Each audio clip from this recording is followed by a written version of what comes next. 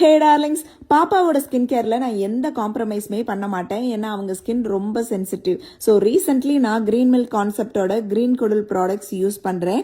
ஏன்னா இது நம்ம பிள்ளைகளுக்கு கொடுக்குற ஜிங்கோவிட் மருந்து மேனுஃபேக்சரிங் பண்ணுற அபெக்ஸ் ஃபார்மா கம்பெனியோட ப்ராடக்ட்ஸ். பச்சை பயிறு, கோகோனட் ஆயில், சீசம் ஆயில், பால் இதெல்லாம் தான் இந்த ப்ராடக்ட்ஸோட பேஸாக யூஸ் பண்ணியிருக்காங்க. ஸோ இவங்களோட மசாஜ் ஆயிலில் மசாஜ் பண்ணும்போது ரொம்ப பிள்ளைங்க சூதனிங்காக ஃபீல் பண்ணுறாங்க.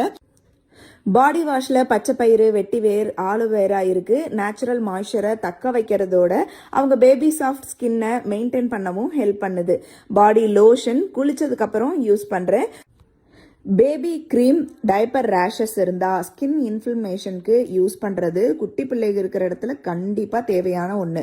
பேபி ரப்பு, ரீசெண்ட்லி பாப்பாவுக்கு சளி பிடிச்ச போது டாக்டர் ஏதாச்சும் ரப்பு யூஸ் பண்ணுங்க நல்லா தூங்குவாங்கன்னு சொன்னாங்க. ஸோ ரப்பு வாங்க போய் தான் இந்த பிராண்டே பார்த்தேன்.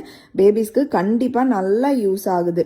இந்த ப்ராடக்ட்ஸ் எல்லாமே உங்களுக்கு வேணும் அப்படின்னா லிங்க்னு கமெண்ட் பண்ணுங்க, நான் உங்களுக்கு சென்ட் பண்ணுறேன்.